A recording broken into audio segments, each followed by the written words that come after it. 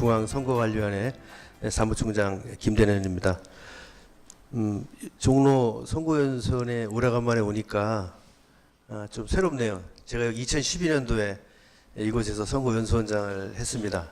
근데 저희가 수원으로 옮기면서 수원 이제 종로가 좀 이런 민주시민교육의 전당으로서 좀 많이 퇴색되는 게 아닌가 했는데 이렇게 뜻깊은 분들을 모시고 이렇게 행사가 진행되다 보니까 마음이 흐뭇합니다. 지금도 이제 그 대한민국을 감동케 하라 이러한 슬로건으로 이제 우리 민정화가 계속 유지가 되는군요.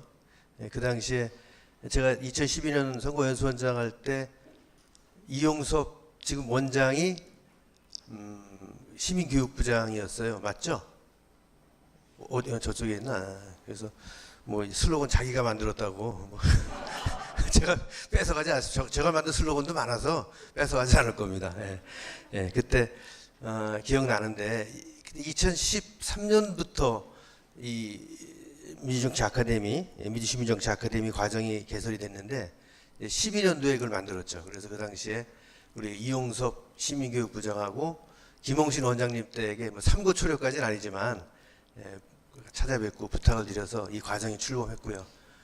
제가 또 뜻깊게 오늘 좀 게으르다 보니까 잠깐만 뒤로 늦췄어요. 이 과정을. 제가 강의 과정을 일도 바쁘고 해서. 오늘 마지막 시간이라고 그래서 좀 부담이 가네요. 좀 재밌게 해야 될 텐데.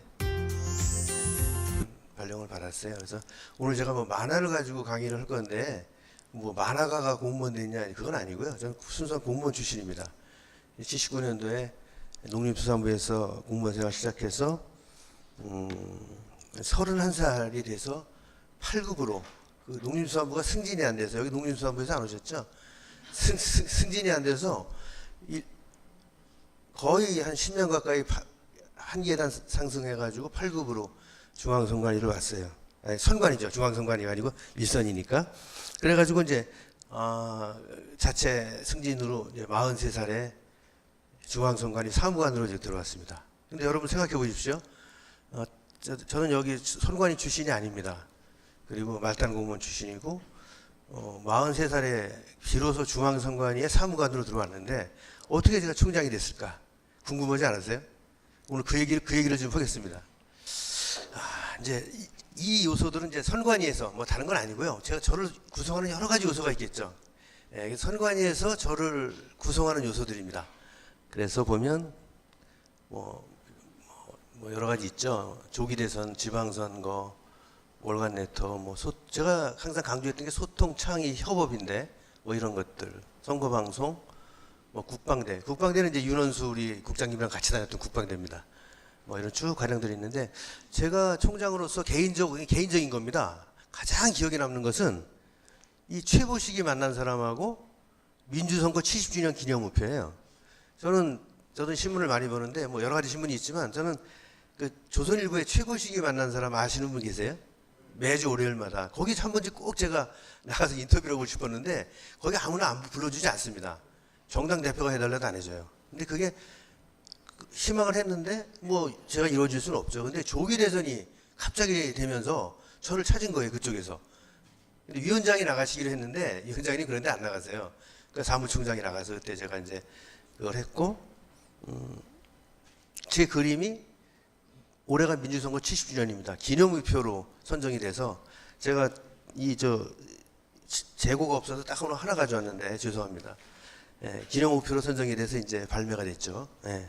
그렇습니다. 그래서 여기 보면은 뭐 3C, 제가 소통, 창의, 협업 이게 3C인데 뭐 이런 것들 쭉 많은 그 저를 선관위에서 30대 초반에 선관위로 와서 지금까지 이루어진 그런 많은 요소들인데 그래도 오늘 이 하나하나를 가지고 강의를 할 수가 있어요. 저는요. 근데 고민하다가 그래도 뭐 가장 관심이 있고 좀 재밌는 것이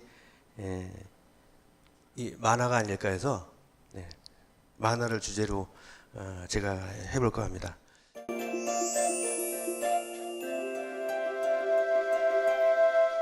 그래서 나와만 합니다. 이 카드는 받아보셨죠? 네. 그래서 제가 그리는 그때 이제 최근에 꼰대별곡이라는 만화의 주인공들을 이렇게 한 컷으로 이게 소심상사가 좋아하는 캐릭터를 이렇게 해서 베티북까지 해서 이제 이렇게 그려서 그냥 카드로 보내드렸는데 뭐 어쨌든 반응은 좋았던 것 같아요. 꼰대별곡, 이 소심상사가 이제 이 주인공이잖아요. 예, 그래서 이 시대를 대표하는 우리 우픈 끼인 세대들에 대한 것을 한번 그려보려고 주인공을 삼았는데 나름대로 괜찮았는데 제가 중단을 했습니다. 그 중단한 이유는 이따 말씀드릴게요. 그래서 내 인생에 있어서 만화는 무엇이고 나에게 어떤 영향을 미쳤고 그 다음에 앞으로 나는 그러면 만화와 어떻게 살아갈 것인가 이런 부분에 대해서 말씀드릴 것이고 또 뭐 이 그림도 많고 그래가지고 지루하진 않으실 거예요. 만화의 매력하면은 뭐 다 아시다시피 아마 만화를 싫어하는 분들은 많지 않을 거예요. 그래서 많은 이들한테 이제 향수를 주고 재미를 주는 또 교훈도 주고 지금은 뭐 만화라는 것이 다양하게 이렇게 발전돼 왔는데 만화도 이제 예술의 범주에 속하는 건 아시죠? 그러니까 원래 기본적인 예술은 6가지죠. 뭐 연극, 건축, 회화, 문학, 음악, 무용. 그리고 이제 7, 8, 9가 이제 7이 영화, 8이 사진, 9가 이제 만화인데 혹시 여기 그 예술을 하시는데 그 범주에 못 계신 분들은 좀 미안합니다만 만화는 엄연하게 제9의 예술로서 프랑스에서 락가생이라는 그 평론가가 만화는 제9의 예술이라는 책을 냈고 그때부터 만화는 제9의 예술로서 인정을 받고 있어요. 그래서 지금 프랑스에서는 만화가 굉장히 수준이 높습니다. 거의 뭐 문학 수준의 어떤 그런 칭송을 받고 있는데 어쨌든 이런 만화들 보시면 뭐 독수리 오영재, 로버트 태권브의 뭐 드래곤볼. 저는 만화 중에서 지금 가장 대단한 만화는 드래곤볼이라고 생각을 해요. 그리고 이제 뭐 최근에 이제 미생이라든가 신과 함께 뭐 영화로 지금 웹툰 뭐 게임 뭐 무슨 뭐 팬시 이런 쪽으로 뭐 어마어마하게 발생이 되는 이제 만화가 이제 우리나라에서도 큰 경쟁력으로 자리 잡고 있고 네이버에서도 이 웹툰을 가지고 컨텐츠를 가지고 영화를 만드는 사업에 대규모 투자를 시작을 했습니다. 저는 이제 뭐 당연히 유년 시절부터 만화를 좋아했죠. 뭐 어렸을 때 만화 좋아하는 거 아니겠습니까? 근데 저는 좀 차이가 있다면 만화를 좋아했는데 읽기 좋아했는데 저는 좀 다른 점이 있다면 어렸을 때도 만화를 많이 그렸어요. 그래서 그거 좀 약간 좀 가슴 뭉클한 얘기인데 시작을 해보겠습니다. 잘 보이지 않으시죠? 이게 이제 조그만 종이 묶음인데요. 보시면 이렇게 끈이 없어서 이렇게 광목, 예전에 광목이라고 그랬습니다. 그걸 갖다 꼬아가지고 이렇게 이제 묶어준 건데 우리 어머님이 저한테 물려주신 거예요. 그래서 보시면 이제 이게 뭐 고기도 있고 뭐 그림도 있고 제가 그린 옛날에 초등학교 들어가기 전에 그린 만화거든요. 근데 제가 이사를 많이 해가지고 이게 과연 창고에 있을까 진짜 걱정했어요. 이게 너무 더워서 창고에 못 들어가가지고 못 찾다가 지난주에 가보니까 이게 이번에 지난주에 못 찾으면 이거 못 올릴 거 아니겠어요? 마침 있더라고요. 그대로. 그래서 뭐 태극기도 그리고 이게 이건데 잘 그렸죠. 근데 제가 보기에도 과연 제가 저렇게 잘 그렸을까? 우리 혹시 어머님이 그리신 거 아닌가? 근데 우리 어머님이 그리셨으면 더 잘 그렸을 것 같고 어쨌든 이게 그림이 있더라고요. 이게 우리 어머님 그림입니다. 그래서 보니까 어머님께서 이제 그리시면 제가 따라 그리고 이제 그랬더라고요. 그래서 이제 이게 제가 그리는 그림이 그죠? 어머님이 저를 그림을 가르쳐 주셨어요. 학교 들어가기 전에. 그래서 이 종이가 지금 보면 멀쩡해 보여도 실제 보면 아주 지금 보면 부스러질 것 같은데 제가 어린애가 그 땅바닥에다 계속 시골에서 그림을 그리고 있으니까 그 당시에 시골에 오는 분들은 선교하러 오시는 분 아니면 보건소 누나들이 오셨거든요. 그래서 너무 아이가 그림을 그리니까 그 당시에 왜 후지라고 그랬는데 종이 아주 안 좋은 종이죠. 그 종이를 많이 갖다 줘가지고 이제 거기다 그리고 여기 보면 뭐 요만한 뭐 이상한 종이에도 종이가 없어가지고 그런 게 쭉 묶어져 있더라고요. 그래서 그런 종이에다 이제 그린 것이죠. 그래서 저는 이제 어머니 품에서 이제 만화를 좀 배웠던 것 같아요. 지금 보면. 근데 그림이 엄청 많더라고요. 이 어머니야 이 아이. 되게 똑똑해 보이죠? 지금은 좀 그런데. 그래서 그때 어머님께서 저한테 항상 그 기억이 나요. 착하게 살아라, 바르게 살아라, 똑바르게 살아라. 그 기억은 제가 나거든요.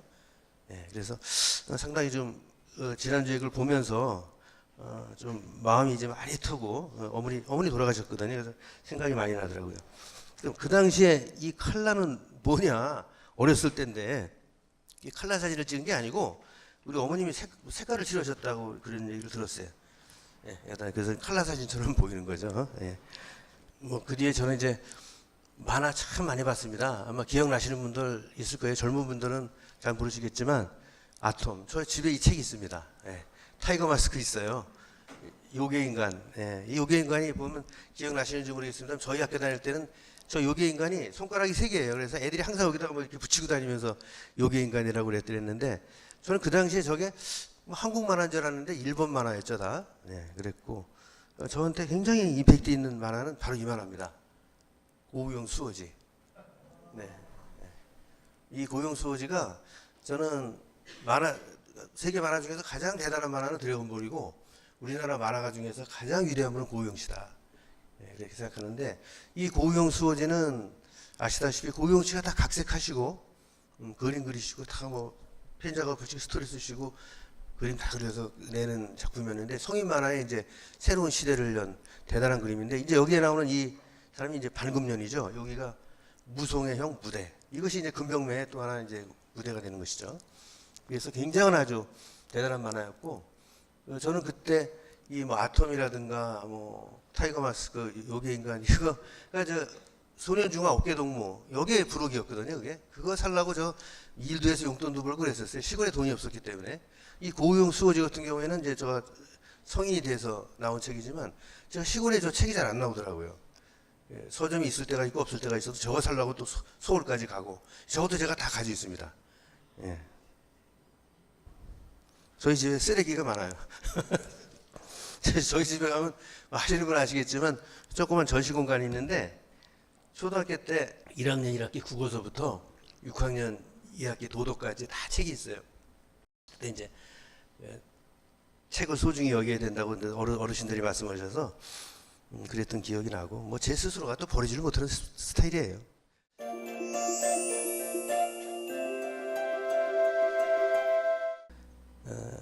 만화를 좋아하고 하면서도 이렇게 내 만화를 그려보겠다는 생각은 비로소 이제 30대가 넘어서 시작이 되는데 그게 뭐냐면 그때 민주화 열풍이 불면서 시사 만화, 시대적 상황과 만화가 만난 시사 만화를 제가 접하면서 제가 이걸 한번 해봐야겠다. 너무나 매력적이어서 그 만화가 박재 한결의 그림판입니다. 그래서 이게 보니까 88년도에 이제 첫 번째 그림이 나왔는데 이분이 이제 요새 좀 안 좋은 일로 약간 쉬시지만 미술 교사 출신이죠. 이 만화를 보면서 굉장히 충격을 받았어요. 물론 그 전에 뭐 고바우 영감도 있고 있었습니다만 이분의 한 컷짜리 만화는 뭐 저한테는 뭐랄까요? 그냥 머리를 세차게 때리는 종 같은 거 엄청난 충격이더라고요. 만화도 저렇게 여긴 좀 약간 그렇게 나왔지만 박재동 화백의 그림은 한 컷 한 컷이 작품이에요. 그냥 표고에서 걸어놓은 작품입니다. 그런 것들 그다음에 고바우 영감에서는 그런 건 없잖아요. 그 시대 정신, 촌철살인의 한 컷에 실은 힘. 이거 이거 한번 해보자. 그렇게 됐던 거죠. 그래서 저는 그 당시의 시대적 상황도 그랬지만 이 만화를 보면서 제가 한 컷짜리 툰을 그려보자. 그렇게 생각을 하게 됐어요. 87년도 대선 때, 전 그땐 농림수산부에 있었고 88년도에 제가 선관위로 왔습니다. 그때 그 여의도 광장에서 노태우 후보, 뭐 김영삼, 김대중, 김종필 세몰이 했잖아요. 근데 공무원들도 동원시켰습니다. 공무원들 출장 달고 가서 노태우 후보 가서 도와줘라 이렇게 했는데 저는 그때 안 갔어요. 안 가고 제가 누구라고 얘기는 안 드리겠습니다만 다른 김모 후보 저기 휴가를 내고 제가 여의도를 가서 거기 가서 이렇게 같이 하고 지금도 기억에 마포대교로 해서 그 신촌 로타리까지 행진을 하고 막 빌딩에서 막 손 들고 막 이게 꽃가루 뿌리고 그랬던 기억이 나는데 그랬던 기억이 나요. 그래서 저는 그때 좀 철이 좀 그때 들은 것 같아요. 20대 때는 저는 뭐라고 살았는지 모르겠어요, 솔직히. 그래서 그 시사 만화의 매력에 빠지면서 또 시대 상황, 정치 상황도 알게 되고 또 제가 선관위로 오면은 선관위는 정치와 밀접한 기관이니까 물론 일선이지만 다 그것도 지역 정치인들하고 만나게 되거든요. 그러면서 제가 많은 의식의 전환이 있지 않았을까 싶고 이제 그러한 제한된 공무원의 한계에서 뭔가 시대에 어떤 도움이 되는 일을 해보자 해서 했고 만화 실력이라는 것이 하루아침이 또 되는 것이 아니고 전 천재가 아니기 때문에 그렇게 뭐 썩 잘 그리는 그림은 아닌데 그때 이제 제일 만화 예술원이라고 박기준 씨, 이제 박기정 씨의 동생이신데 그분이 하는 찾아보니까 저기 충무로에 있더라고요. 그래서 제가 파주에서 충무로까지 주말에 와서 만화 연습했습니다. 예. 꼬박 이틀 동안 펜 작업하고 연습하고 실력이 늘더라고요. 이 제일 만화 예술원에서 직접 그림 많이 그렸어요. 주말에. 낮에 평소에는 그 직장 다녀야 되니까 그렇게 했죠. 그럼 제가 이제 만화를 그릴 수 있는데 어디겠습니까? 신문인데 누가 제 그림을 실어주질 않죠. 독자 만화를 두드리는 거예요. 이게 이제 89년도 10월 달에 제가 공무원이니까 이름을 뭐 이렇게 막 자꾸 바꿔가면서 이게 이제 이게 노태우 대통령이 서울 평화상 지금도 있다 그러더라고요, 이게요. 저는 이게 있는지 지금도 있는데 이걸 통해서 자기가 여러 가지 문제점이 많은데 이거를 분칠하려고 하는 걸 갖다가 제가 그려서 냈는데 중앙일보에서 독자 만화로 선정을 해준 거예요. 이게 얼마나 기뻤겠어요. 그래서 그때 준 무슨 소액한인가 5천 원인 것 같은데 지금도 아마 어딘가 가지고 있을 거예요. 쓰진 않았을 테니까. 그 전에도 하나가 됐고 뭐 됐고. 그다음에 이제 한겨레도 제가 계속 냈습니다. 통일의 박재동 회장이 계시니까. 많이 냈죠. 뭐 이름 없는 잡지에 돈은 안 받고 친구들 다 가지고 있는데 뭐 막 많이 그렸어요. 혼자서. 근데 이제 글쎄 이게 참 뭐라 그래야 되나 꿈은 이루어진다고 그래야 되나 이제 그런 건데 꿈은 이루어지는 거죠. 이제 박재동 화백께서 제 그림을 보신 거예요. 그래서 독자 만화 코너가 있고 여론 초대석인가? 만화 초대석. 여론 초대석이 같은데 이건 아마 잘못된 걸 겁니다. 여론 초대석일 거예요. 예. 여론 초대석에는 거기서 독자 만화에 잘하는 사람들을 박재동 합이 끌어올려서 매주에 한 편씩 그리게 해요. 돌아가면서. 예. 장봉근 씨나 이런 분들도 거기서 출신들이거든요. 그래서 제가 열심히 그렸습니다. 당연히 이제 가명으로. 그때가 이제 문민정부 시절이었는데 그때 김영삼 대통령 정부가 엄청나게 한겨레 이쪽에 공격을 많이 받을 때예요. 제 만화 진짜 독하게 그렸어요. 한겨레 20일도 그리고 막 그랬는데 제가 여기는 그냥 아주 얌전한 걸로 뭐 그래서 뭐 결국은 뭐 유가도 올라가고 해서 국민들 몫이다 했는데 뭐 여기다가 제가 또 그냥 독한 걸 가져올 수가 없어서 했는데 그렇게 하고 좀 이제 벼룩시장에 이제 이런 것들이죠. 뭐 다이애나 뭐 대자비 뭐 테레사 수녀 뭐 이런 것들 그다음에 이런 그림들을 이제 많이 그렸는데 그때 참 엄청나게 그림 그렸어요. 제가 왜 이런 말씀드리냐면 그것이 나중에 저한테 어떤 영향을 저는 뭐 돈을 벌고자 했던 것도 아니고 뭐 유명해지려고 한 것도 아니고 마땅 공무원으로서 답답한 사회의 이 현실에 대해서 나도 뭔가 좀 해보고 싶다는 그런 좀 의욕이 막 샘솟았어요. 근데 그게 나중에 저한테는 참 예기치 못한 영향을 미치더라. 제가 그 말씀을 드리고 싶은 거예요. 그래서 제가 선거 만화도 많이 했습니다. 뭐 2회 지방선거 그러니까는 지금 7회 지방선거니까 한창 전이죠. 뭐 선거일 데이트 장소는 투표소예요. 뭐 이제 지금 이 창의력과 공감 능력이 늘어나더라. 만화 그리니까 여기서 작품 활동하시는 분들 있으시겠지만 아마 공감하실 거예요. 이 창의력과 공감 능력은 사회를 살아나가는 데 있어서 굉장히 중요한 역할을 해주는 거라고 저는 생각합니다. 그래서 이제 제가 이런 걸 열심히 그리면서 9시 뉴스에 KBS 9시 뉴스에 제가 이제 그때가 2000년도죠. 9시 뉴스에 나오게 되는데 사진을 보시면 세월의 무상함에 많이 좀 슬퍼하실 겁니다. 저도 저 영상을 볼 때마다 슬퍼서 그거 좀 보실까요? 오늘 이 사람 황상길 기자가 만났습니다. 청소년들에게 인기를 끌었던 만화 슬램덩크를 패러디한 만화입니다. 후보자가 탈법을 일삼자 유권자가 슬램덩크로 응징합니다. 영화 포스터를 이용해 풍자와 재치로 공명선거를 촉구하기도 합니다.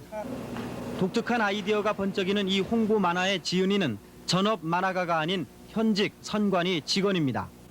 우리 애들이 좀 저랑 같이 잘 어울리는 편이에요. 그래서 영화도 보고 영화에 대한 이제 같이 감상평도 하면서 이걸 만화에 접목을 시키면 어떨까. 이 만화를 그린 것은 선거법과 투표권의 소중함을 쉽게 알리는 데에는 만화만한 것이 없을 것이라는 생각에서입니다.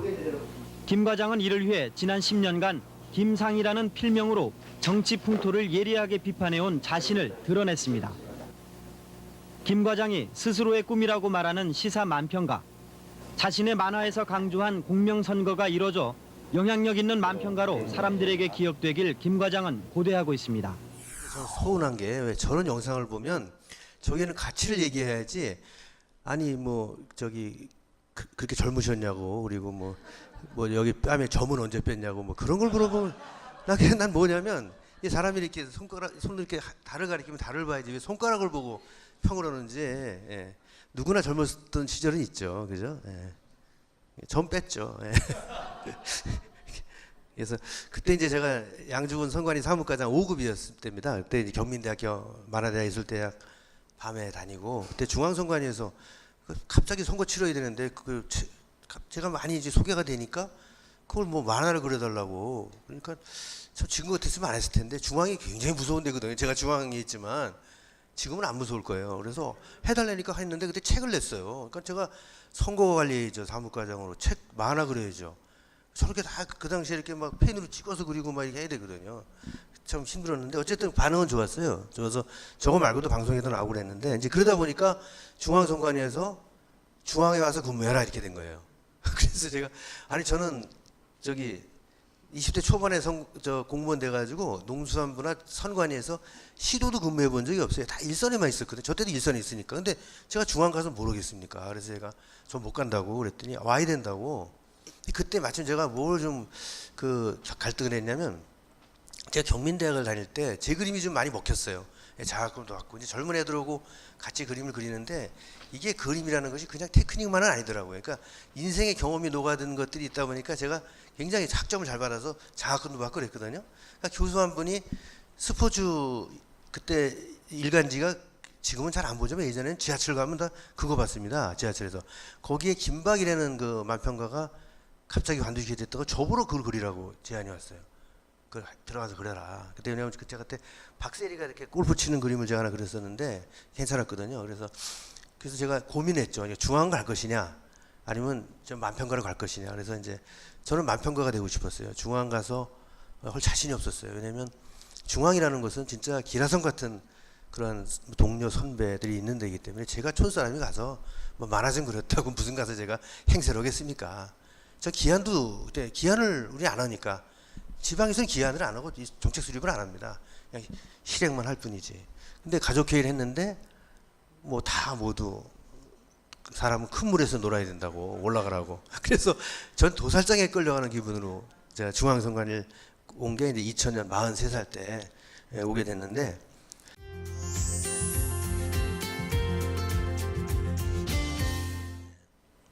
행정가 김대년, 만화가 김대년이라고 타이틀을 뽑았는데 그럼 행정하고 만화는 도대체 무슨 관계가 있는 것이냐.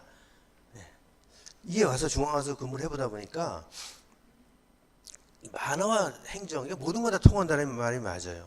다르지가 않더라고요. 그러니까 만화는 아시다시피 뭐 영화나 글이나 뭐 연극이나 뭐 뮤지컬 다 똑같죠. 아이디어를 가지고 컨셉을 잡고 뭐 구도를 짜고 이렇게 뭐 만화 같은 경우에는 밑그림 그리고 말풍선 달고 마무리하고 이런 일련의 창작 과정을 거치거든요.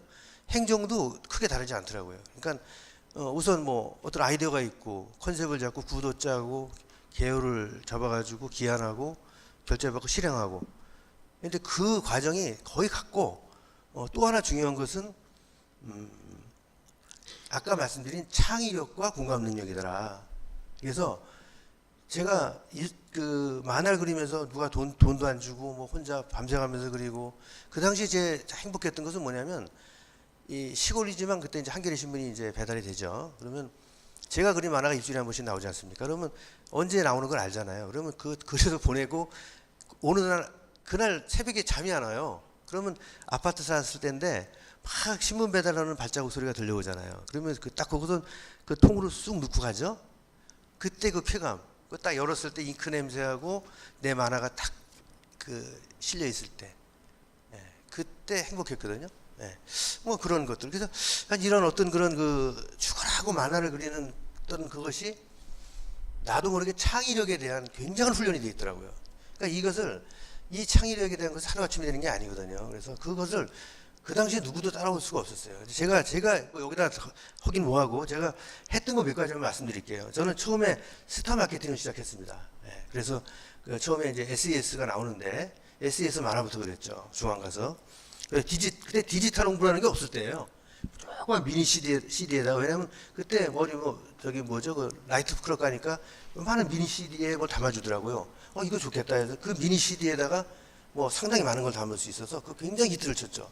그 회사가 일본까지 가서 그 중앙선관위 납품한 걸 가지고 굉장한 그 매출을 올렸었어요. 그리고 패러디 CF, 최초로 제가 영화 장면을 가지고 더빙만 바꿔가지고 CF를 30편을 만들었습니다.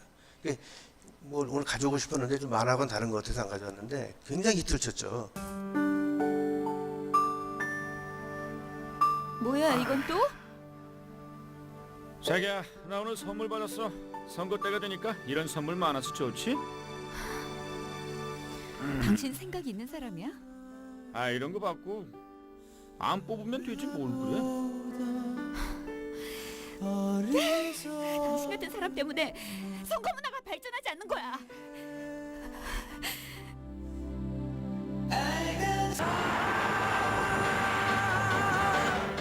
자, 이 돈 받고 이 지역 관리는 확실하게 책임져 주시죠. 저라마, 니 지금 이거 가지고 날 보고 행복당 후보를 지원해달라고, 에? 그러면 도대체 얼마를 요구하는 겁니까?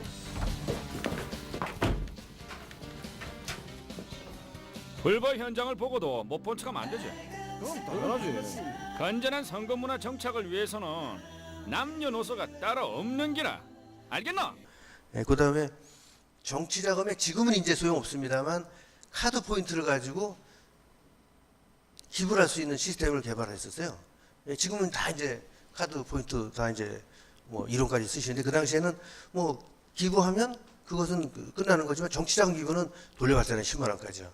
그런 것들. 그 다음에 제가 지금 마지막으로 이제 이렇게 두 가지를 좀 이렇게 마무리하고 있는데 행정도 마케팅이다. 행정은 서비스가 아니고 마케팅. 그러니까 선거라는 것을 포장을 잘해서 국민들한테 얼마나 중요한 것인지 보이는 것, 심지어 파는 것, 이런 정신을 가지고 해야지 서비스를 한다는 그런 약간 오만한 개념으로 해서는 절대 이겨낼 수 없다. 그래서 지금 공공행정 마케팅 논문을 제가 쓰고 있습니다. 그래서 외국에는 공공행정 마케팅에 대한 개념이 있어요. 대한민국에는 아직 소개가 안 됐습니다. 최초로 소개가 되는 공공행정 마케팅 논문을 쓰고 12월 달에 발표합니다. 또 하나는 선거 인문학. 저희는 선거 문화를 외국에 수출하는 나라입니다. 그리고 제가 지난주 금요일인가 일본 중의원 하원이죠. 국회의원들을 만났는데 1시간 동안 제가 일문일답을 했어요. 저희 선거법은 일본 공직선거법을 기본으로 해서 출범을 했습니다. 1995년이죠. 지금 그 일본 선거와 저희 선거는 굉장히 비교할 수가 없어요. 그러니까 제가 얘기하는 내내 감탄사를 연발하더라고요. 우리의 발전된 거에 대해서. 그러면 그렇게 선진국에서도 불허하는 이러한 대한민국 선거 정치라면, 어떤 시스템이라면 그래도 뿌리가 있어야 되는 것이 아닌가. 그건 인문학 아니겠습니까? 그래서 지금 선거 인문학에 대한 체계를 잡고 있어요. 근데 굉장히 많은 그러한 그 연결고리들이 지금 발굴이 되고 있어서 아마 몇 년 후면, 저야 이제 떠나겠지만 몇 년 후면 또 그것도 하나의 대한민국의 브랜드로서 가능하지 않을까 싶고, 뭐 K보팅, 온라인 투표 시스템, K보팅을 출범시켜서 지금은 당내 경선에서도 씁니다. 그리고 이제 올해 예산을 받아서 저희가 자체 개발하죠. 그런 것들 뭐 그래서 그것이 총합이 된 게 제가 이제 공명선거가 아니 아름다운 선거다, 뷰티풀 데이, 그것까지 이제 끌어올렸는데, 왜냐하면 공명선거는 도난들은 깨끗한 선거잖아요. 근데 그거를 대한민국의 선거라고 얘기할 수가 없죠. 그래서 이제 가장 최고의 가치가 아름다움이기 때문에 진선미를 포괄하는 것이 뷰티, 베네, 뷰티 아닙니까? 그래서 아름다운 선거. 그것이 대한민국의 또 하나의 선거 브랜드다. 이렇게 이제 가져가고자 하는 건데, 이런 것들은 저는 뭐 상상력과 창의력에서 나오는 거라고 생각을 저는 해요. 그런 부분하고 또 하나가 이제 공감 능력을 말씀드렸죠. 이 왜 공감 능력이 중요하냐면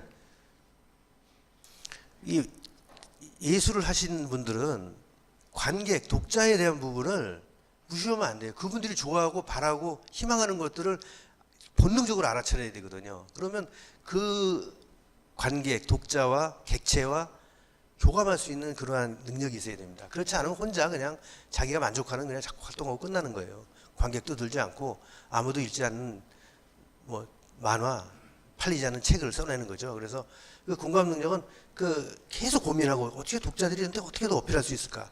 이것은 굉장한 훈련이 되는 것이죠.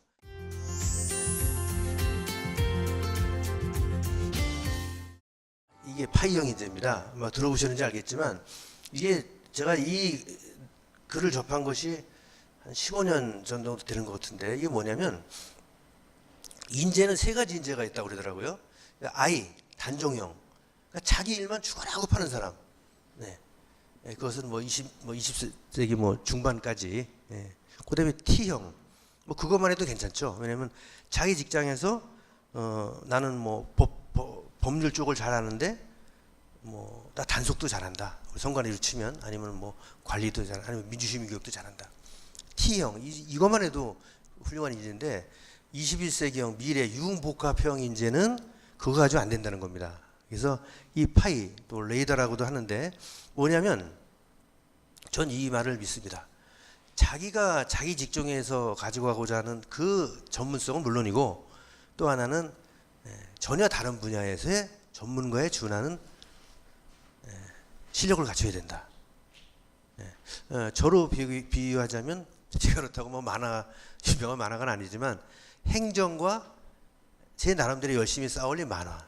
근데 그것은 아까도 말씀드렸습니다만 창의력과 공감 능력 이런 쪽에서 비교 우위에 있을 수밖에 없는 것이죠. 그러니까 보통 자기 일만 잘해도 되는데 다른 분야에서 죽어라고 해서 뭐 하나의 일가견을 이룬다는 것은 저는 꼭 무슨 뭐 만화뿐이 아니고 사진도 좋고 뭐 글쓰기 뭐 도박은 안 되겠지만 뭐 다 좋은 거 아니겠습니까? 다 저는 일맥상통한다고 봐요. 그래서 이 레이더형, 이 파이형 인재는 21세기 형 융복합형 인재다.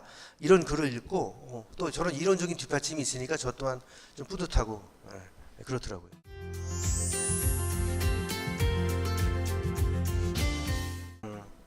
이 공감 능력에 대해서 잠깐 그 말씀을 드리는데 자 이걸 한번 보시죠. 물질 시대, 그다음에 무한 경쟁 시대가 신자유주의 시대, 많은 반성을 가져오고 있는데 지금 신인본주의 시대라고 하지 않습니까? 그리고 손과 발, 노동력을 통해서 경제를 창출하던 시대, 이것이 이제 남성이 유리한 시대죠, 그죠? 여기에서 두뇌 경제 시대, 정보, 기술 이런 걸 가지고 지식 이런 걸 가지고 이제 재화를 창출하는 것이죠. 이게 이제 뭐 정보 지식 사회가 되겠는데 뭐 양성평등 누구나 할 수 있는 건데 지금은 감성 경제 시대로 돌입했다고 하지 않습니까? 그래서 이 감성 기능을 활용해서 상대를 설득하고 더 큰 것을 얻어내는 거. 그러니까는 그래서 지금은 이런 감성으로 충만한 여성들이 사회에 진출해서 얼마든지 큰 성공을 거둘 수 있다.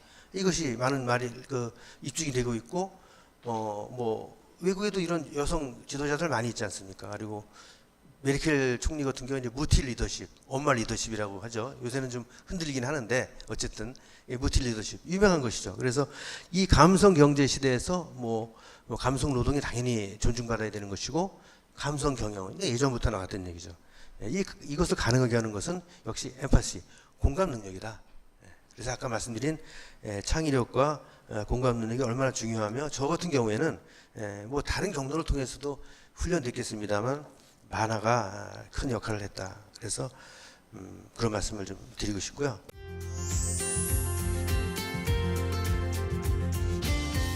꿈은 이루어진다.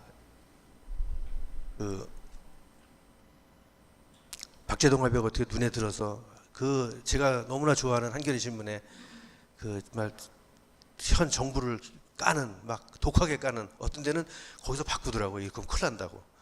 바꿔서 막 내보내더라고요. 글자를. 그래서 그런 참 그랬던 시절도 있고요. 지금이야 이제 못하죠. 그렇겠는데 또 꿈은 하나 이루어져. 제가 SES 팬인데 저는 그 SES 만화를 제가 그린 건 아니고요. 제가 그걸 이제 그리고 있겠어요. 중앙선관위 와서 스타 마케팅을 하고 싶었는데 저는 스타 마케팅 관공서에서 제대로 된 스타 마케팅을 하는 데가 한 군데도 없었어요. 저는 스타 마케팅을 하고 싶어서 제가 잘 할 줄 아는 게 만화밖에 없잖아요. 만화밖에 기한도 못하고. 그래서 이수만 씨를 찾아가가지고 그 당시에 가장 인기 있었던 SES를 만화 주인공으로 쓰겠다. 그래서 초상권을 달라 그랬어요. 돈을 못 준다. 돈이 어디 있어요? 그래서 그걸 응해줬어요. 대신 조건이 있었어요. H.O.T를 그리는 만화가가 있었는데 그 사람을 데려다 그려라. H.O.T 전속 작가가 제 밑에서 2년 동안 그림을 SES 만화를 그렸습니다. 근데 저는 정작 SES를 한 번도 본 적이 없고 사인도 못 받고 그랬었어요. 한번 우리 만화 그리는데 한번 와줬으면 했는데 연락도 안 되고 맨날 다 컨펌을 제가 받았습니다. SM 엔터테인먼트 가서 되게 까다롭게 하더라고요. 어쨌든 책이 2권이 나왔고, 근데 비로소 꿈은 이루어진다. 제가 직접 뭐 이렇게 저건 안 했지만 SES가 저한테 보낸 메시지가 있습니다. 뭐 좀 따분하니까 한번 들어보실래요? 안녕하세요. 김대년 사무총장님. 네, SS의 바다입니다. 네, 이거 총장님 기억하시죠? 네, 너무 당시에 정말 획기적이고도 너무 좋은 아이디어로 또 저희 SS를 이렇게 우리나라도 선거의 역사 속에 등장시켜 주셔서 너무 감사드리고요.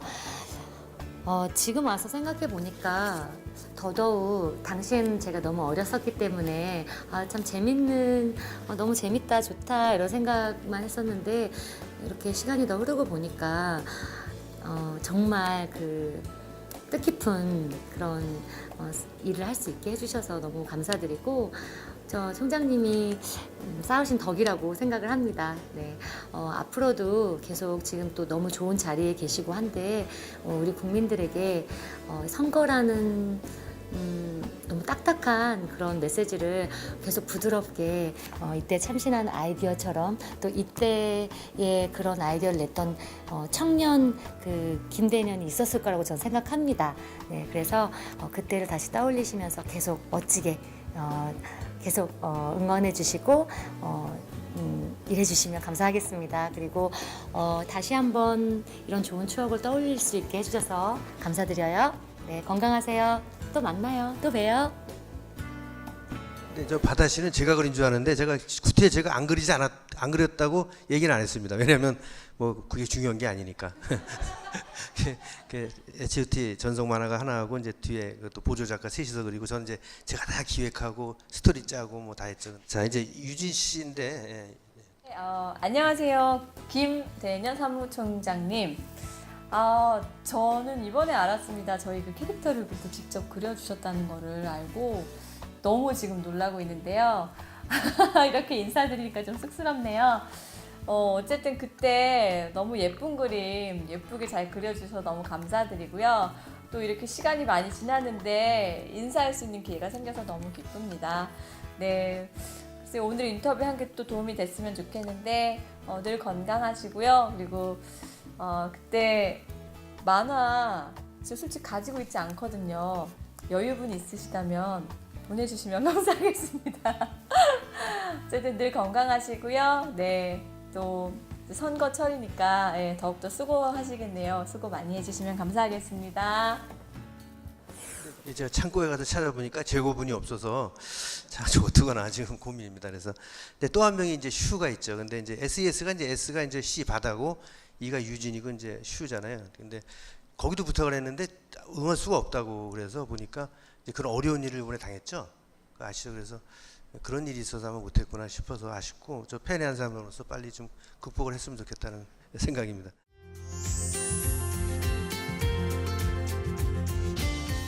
제가 그래서 어쨌든 이거 이제 뭐 제가 이제 홍보과를 떠나고 뭐 정치자금과 무슨 다른 쪽에 어마어마한 일들을 하면서 이 만화에 대한 욕구도 사라지고 여유가 있어야지 만화도 그리지 아시잖아요. 그냥 그려지는 게 아니거든요. 그래서 진짜 손을 놓고 있었어요. 놓고 있다가 억지로 그리게 된 계기가 있습니다.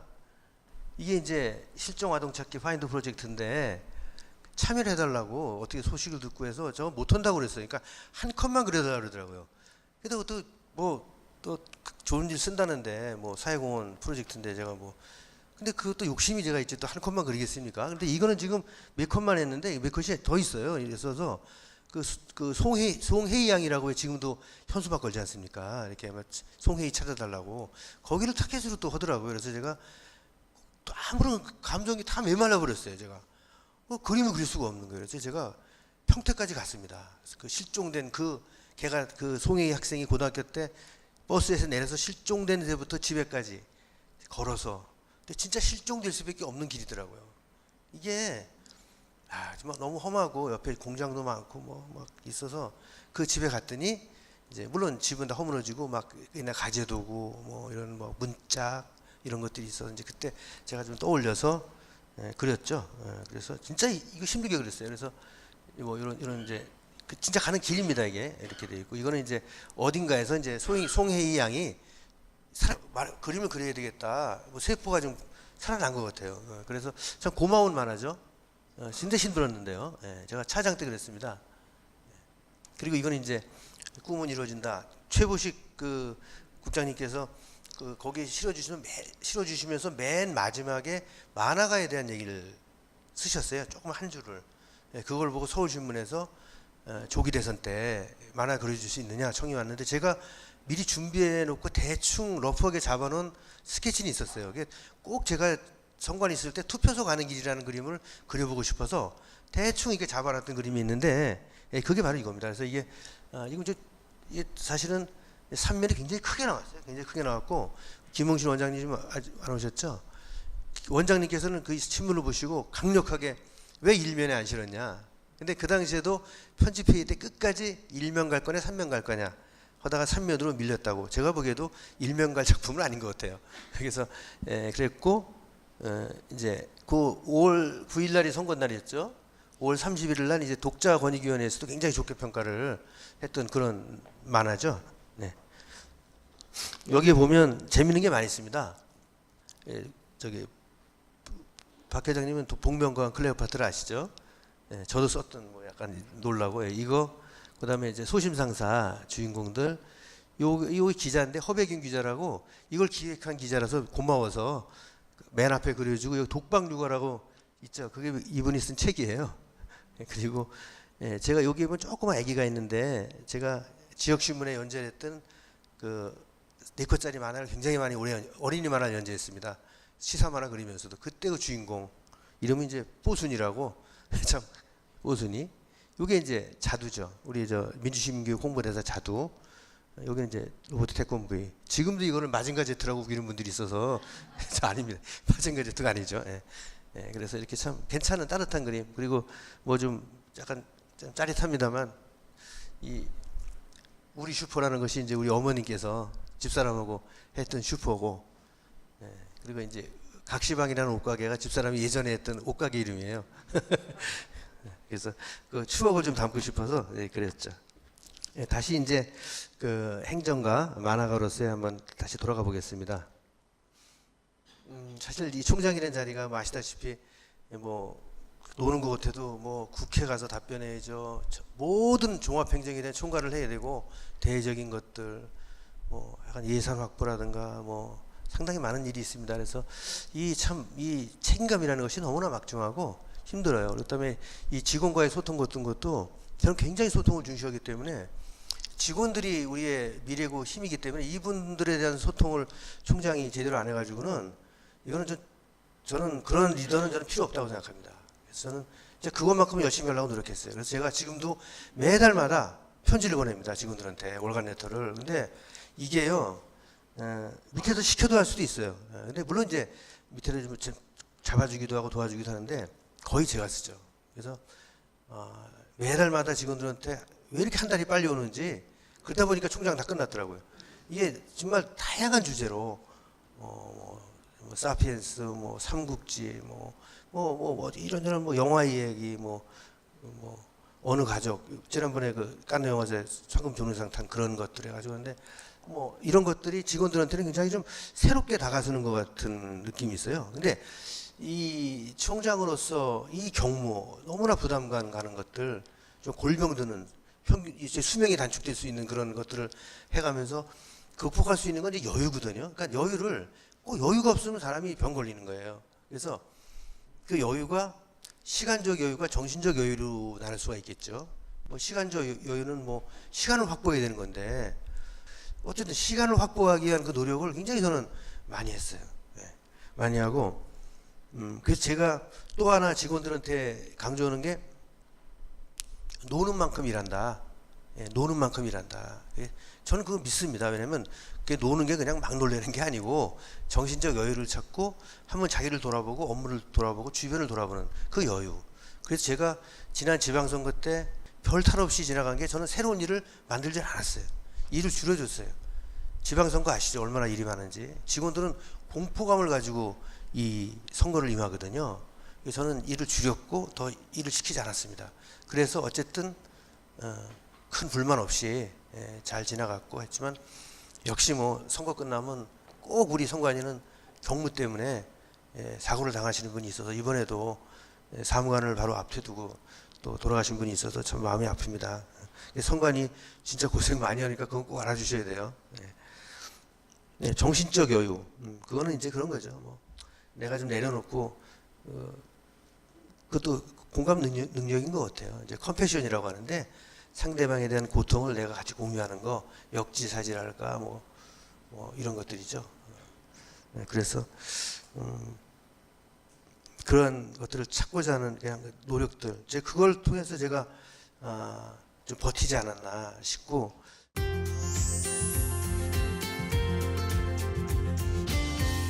정신적인 여유를 좀 만화로 찾았어요. 그 말씀을 드릴게요. 이 꼰대별곡이라고 이제 제가 이게 시작한 게 2017년도 2월입니다. 근데 그때 조기대선 한창 시작될 때잖아요. 그때는 시작은 안 됐네요. 뭐 근데 누구나 갈 것이라고 예상돼 있을 텐데 제가 갑자기 만화를 그려야 되겠다. 막 정신적으로. 그게 물론 아까 말씀드린 이제 파인더 프로젝트 거기서 이제 다시 만화를 그리고 싶은 욕구가 생겼던 것 같고 총장 되고 나서 가장 힘든 게 국회 나가서 생중계로 답변하는 겁니다. 그러니까 저 혼자 앉아가지고 국회의원 20명이 물어보는 거예요. 2,800명 직원이 뭐라 그러겠어요. 저것도 총장이라고 와서 저 따위로 답변한다고. 진짜 부담스럽거든요. 예. 그래서 근데 그것이 2월 달에 있었습니다. 제가 11월 21일 날 총장이 되고 새해가 들어서 2월 달에 업무 보고가 있었는데 어쨌든 뭐 공부도 많이 했는데 잘 끝났어요. 잘 끝나서 딱 숙소에 와서 딱 생각하니까 갑자기 이제 자신감도 생기고 이제 한번 했으니까 허탈감도 밀려오고 뭘 한번 해보자. 그래 내가 평소에 한번 그려보고 싶었던 나이 먹은 사람들을 대변하는 만화는 없거든요. 다 젊은 사람들이 상사만 디스하는 만화만 있잖아요. 왜냐하면 나이 먹은 직장 다니는 사람들은 만화를 못 그리니까 그거를 생각을 하고 아이디어를 내가 많이 노트가 있는데 한번 해볼까? 그래서 제가 2월 달부터 이제 그리기 시작 매주마다 그랬죠. 그래서 그것이 하다 보니까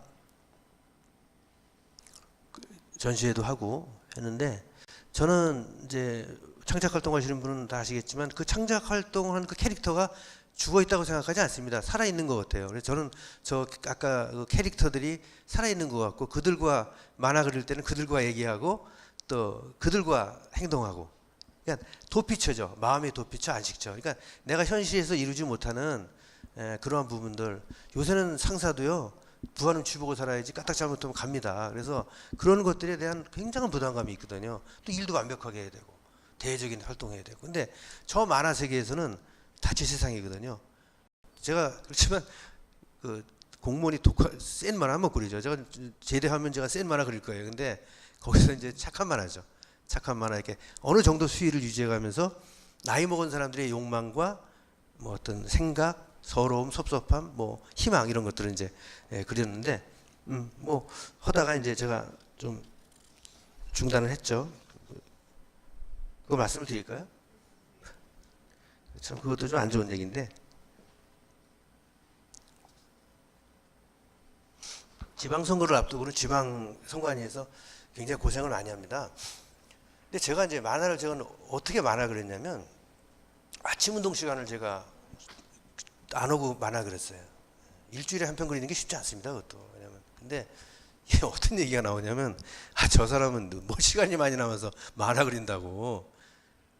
이게 그럼 아침에 산책하고 운동 오는 거는 일요일 날 골프 치는 건 말 안 하고 만화 그리는 거는 저 시간 남아서 만화 그리고 있다고. 이렇게 되니까 역시 현직에서 고위직에 있는 사람은 매사 좀 보수적이고 조심해야 되겠구나. 그래서 제가 내려놓고 좀 이제 제대하고 그리려고요. 네, 그랬어요. 이제 그때 이제 저 영상을 좀 해서 한번 그 만화에 대한 것들을 한번 제가 구상을 요걸 그때 영상을 찍어가지고 한 게 있는데 한번 좀 보여드릴게요. 만화만큼 매력적이고 전달력이 큰 매체도 없는 것 같습니다. 한국만화가협회 정회원으로서 30년 가까이 만화를 그리고 있습니다. 그 제대로 된 선거 만화는 제가 처음 시작한 것 같은데요. 항상 유권자들에게 선거, 투표의 중요성과 민주주의의 가치를 어떻게 하면 잘 전달할 수 있을까 고심하고 있습니다. 사람과 사람을 이어주는 만화, 넉넉하고 따뜻한 만화가로 남고 싶습니다. 지난번에 일산 킨텍스에서 스푼 아트쇼가 열렸는데 제가 꼰대 별곡이라는 만화로 전시에 참가하게 됐습니다. 그때 많은 독자분들과 교감을 하면서 만화가는 이렇게 직접 많은 분들과 교감하면서 또 새로운 아이디어와 또 새로운 미래를 꿈꾸는구나 하는 소중한 경험을 하게 되었습니다. 선관위는 보다 많은 국민이 선거에 참여해서 훌륭한 대표자를 뽑고 또 사회 통합을 이뤄나가는 그러한 중요한 일을 하고 있습니다. 그래서 자라나는 미래 세대, 유권자, 청소년들에 대한 민주시민 교육도 활발히 진행하고 있습니다. 국민이 행복하고 또 대한민국이 발전하는 그런 과정에서 앞으로도 훌륭한 일을 수행해 나가도록 하겠습니다. 그래서 이제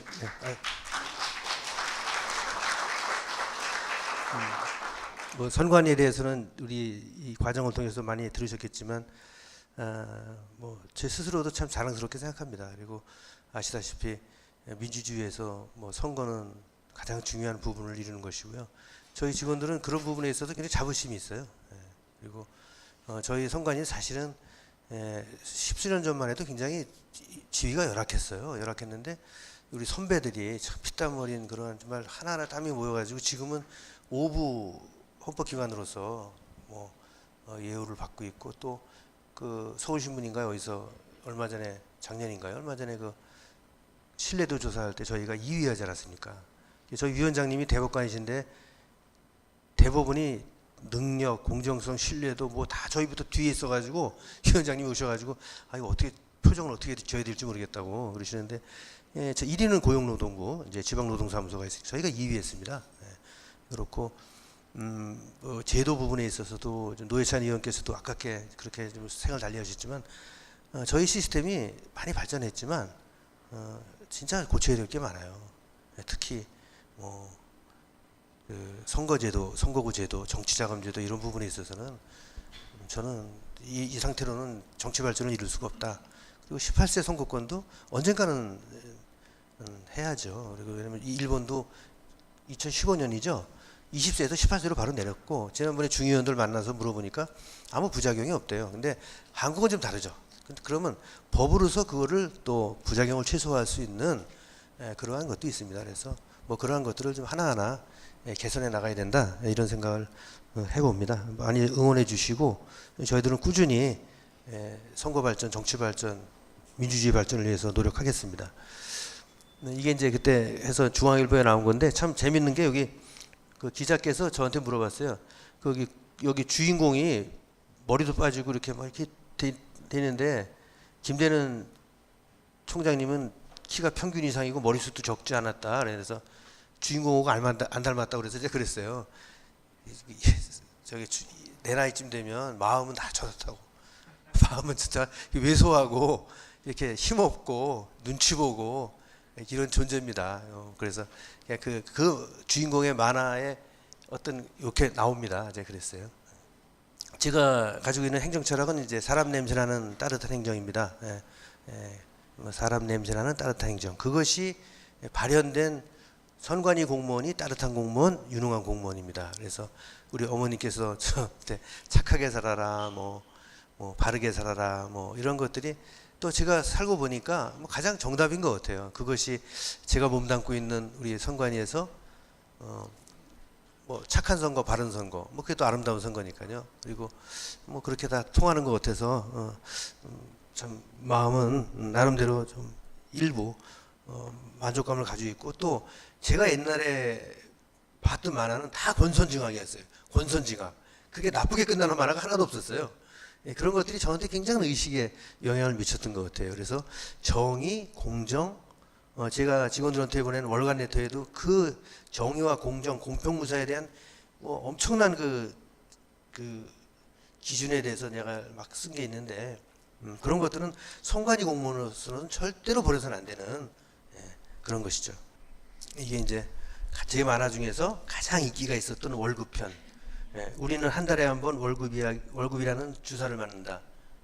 그런데 그 효과가 한 달을 못 가서 문제지만 이게 굉장히 좀 인기 있었어요. 그러니까 전 뭐 4컷, 11컷도 많이 그랬는데 이 만화에서 근데 역시 전공은 한 컷인 것 같아요. 한 방에 그냥. 또 말이 필요 없잖아요. 여기 이제 우표로 나왔을 때 서울신문에서 자기네가 게재된 것이 우표로 나오다 보니까 이제 또 별도로 기사를 냈는데, 저한테는 좀 평생 영광이고요. 네, 경향신문에 제가 이제 내 인생의 책이라고 시리즈를 낸 적이 있는데, 김동완 씨의 빨간 자전거라고 아마 아시는 분이 있을 거예요. KBS에서 애니메이션도 방영되고 교과서에도 실리고 프랑스에서는 저 만화가 굉장히 유명합니다. 빨간 자전거가. 그거에 대한 것을 소개하면서 제가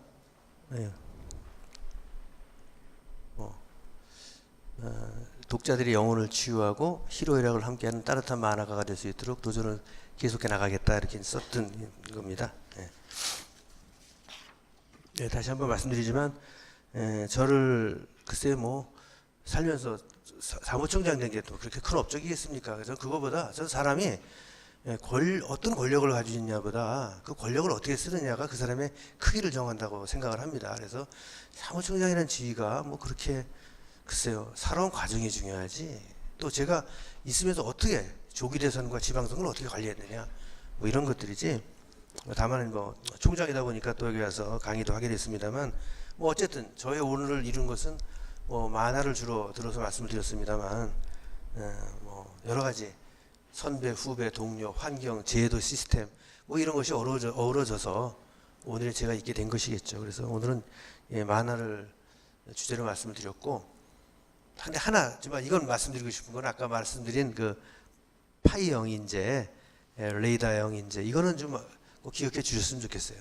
그래서 자기가 가지고 있는 분야하고 또 다른 분야에서 하나의 또 전문가 그 이상, 이건 반드시 제가 경험해 보건데 그래서 화학작용을 일으켜가지고 시너지 효과를 내는 건 맞는 것 같아요. 그거 좀 마무리하겠습니다. 네. 그 선관위는 정의롭고 공정한 기관이라고 제가 자신 있게 말씀드릴 수 있어요. 왜냐하면 제가 실증하고 있잖아요. 왜냐하면 타부처 말단 공무원 출신이 40살이 넘어서 중앙에 왔는데 총장이 될 수 있는 그런 투명한 인사구조를 갖춘 기관. 뭐 제가 산 증인이라고 말할 수 있고요. 저희 직원들은 뭐 공정, 정의, 공평무사 이런 것들에 대해서 대부분의 직원들이 아주 체질화되어 있습니다. 그래서 그동안의 선관위 과정을 보시면 좀 다르지 않습니까? 그리고 인사가 독립되어 있고요. 모든 게 독립되어 있어요. 저 같은 경우에 그때 박근혜 대통령께서 이제 뭐 최순실 사태가 벌어지고 나서 제가 총장이 됐어요. 그러니까 고위직에 있는 친구들도 저보고 아니 그 와중에 어떻게 대통령 임명장 받았냐고. 그게 아니고 저희는 대통령 국무회의도 참석을 안 하고 중앙선관위 위원회의에서 결정을 해서 하는 거예요. 그러니까 오해를 많이 하시더라고요. 절대. 그리고 제가 고마운 것은 정치권도 고마워요. 왜냐하면 전화 안 합니다. 그리고 잘못 전화하면 큰일 나죠. 지금 저희가 독자적으로 중앙선관위의 9분 위원들, 그분들 다 정치적 성향 있습니다. 근데 집단 지성이 발휘가 돼서 최고의 결정을 끌어내는 거예요. 사무처에서는 그분들이 판단할 수 있는 다양한 자료를 드리고 하고. 그렇죠. 그래서 선거가 바로 서야 정치가 바로 서고, 정치가 바로 서야 나라가 바로 섭니다. 그리고 또 제가 강조하는 것은 선관위가 바로 서야 선거가 바로 서고 선거가 바로 서야 민주주의가 바로 서거든요. 그래서 만약에 선관위가 지금 이러한 시대에 있어서 모든 것이 투명하고 다원화된 시대에서 선관위의 어떤 결정이 공정하지 않다든가 뭐 부정선거가 있다든가 이러면 그 선거 결과를 누가 인정하겠습니까? 그러면 방법은 거리로 또 나와야죠. 그 정권은 유지를 못해요. 민주주의 작동 안 됩니다. 저희들이 갖는 부담은 너무나 커요. 까딱 잘못하면 선거 결과 인정 안 하고 된다. 그러한 큰 저희들이 부담감과 또 사명감을 가지고 살고 있다는 말씀을 드리고, 선관위가 지치지 않고 정말 대한민국 선거와 정치, 민주주의를 위해서 올곧게 나갈 수 있도록 우리 민정화 모든 회원들께서 도와주시고 저희도 최선을 다하겠습니다. 꼭 대한민국을 감동케 하는 큰 업적이 있길 바랍니다. 감사합니다.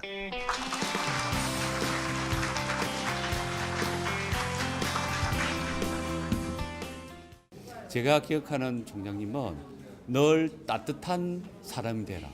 그리고 국민을 위해서는 유능한 공무원이 되라. 이 말씀하셨는데요. 그것을 몸소 실천하셨고 오늘 이 강의에서 그대로 말씀을 해주신 것 같습니다. 본인의 어떤 어릴 적 꿈을 포기하지 않고 이렇게 계속 갖고 있다가 뒤늦게 이렇게 자기 꿈을 노력을 통해서 이루어 가시는 그 내용이 참 감동적이었고요. 정말로 차근차근 올라가신 그런 정말 우리나라 공무원으로서는 가장 모범적인 분이 아니신가, 민주주의에 가장 어울리는 공무원이신 것 같습니다. 총장님이 구급 공무원부터 시작을 해서 끝까지 올라오실 그런 그 단계를 그 만화로 표현을 하셨는데 한편의 드라마를 보는 것처럼 진짜 너무 감동적이었습니다.